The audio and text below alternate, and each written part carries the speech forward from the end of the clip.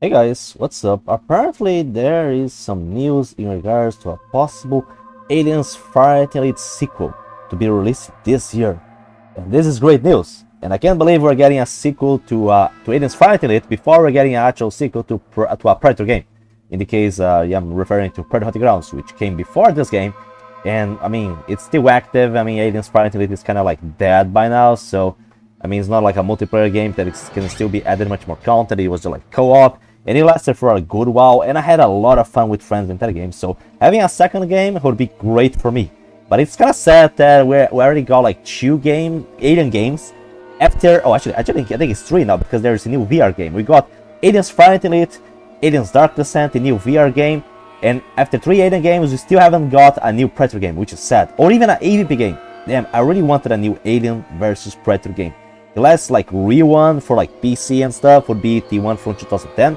I like an AVP Evolution, but that was like a mobile game, and although it was fun for me, I had a lot of fun with that game, surprisingly, but it's still not the same thing. Like I really wanted a new AVP game, but still this is great news. I mean, at least we're getting a new Alien game, and I hope that I remember a while ago that I saw some news in regards to the ideas that they had for a sequel to this game, and I thought they were a little bit crazy. So I would say I would want them to like ease it down a little bit. I'm reading the news here in AVP Galaxy. They are usually the source that I tend to use in regards to any news related to Alien and Predator. Aliens Fireteam Elite was a game with a lot of potential, and I feel like that if they managed to learn a lot from some of their mistakes that they did on the first game, which I don't think they're that many, I think that the game was very good in many aspects.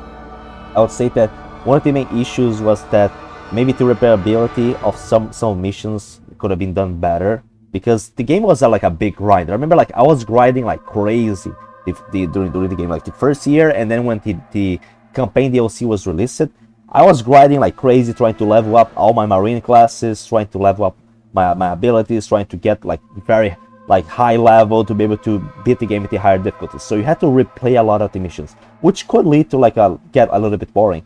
And the matchmaking wasn't the best. I think they should have make matchmaking a little bit easier in some aspects, because I remember like it was hard to find people, and people having over time people started to play this game even less than before, which is sad. But while the game was at its peak, like the first month of the game were awesome. We have a new Alien game, co-op game, fighting a lot of new Alien types.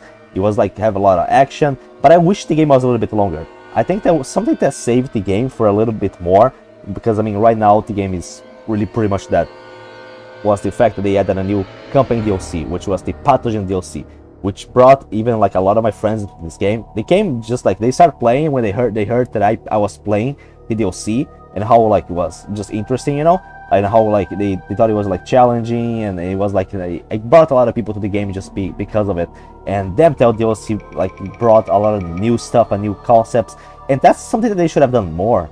They didn't add that much more DLC. They should have tried to put more effort. They added more stuff, they added more weapons, but I think that what they missed is that they should have added more DLC.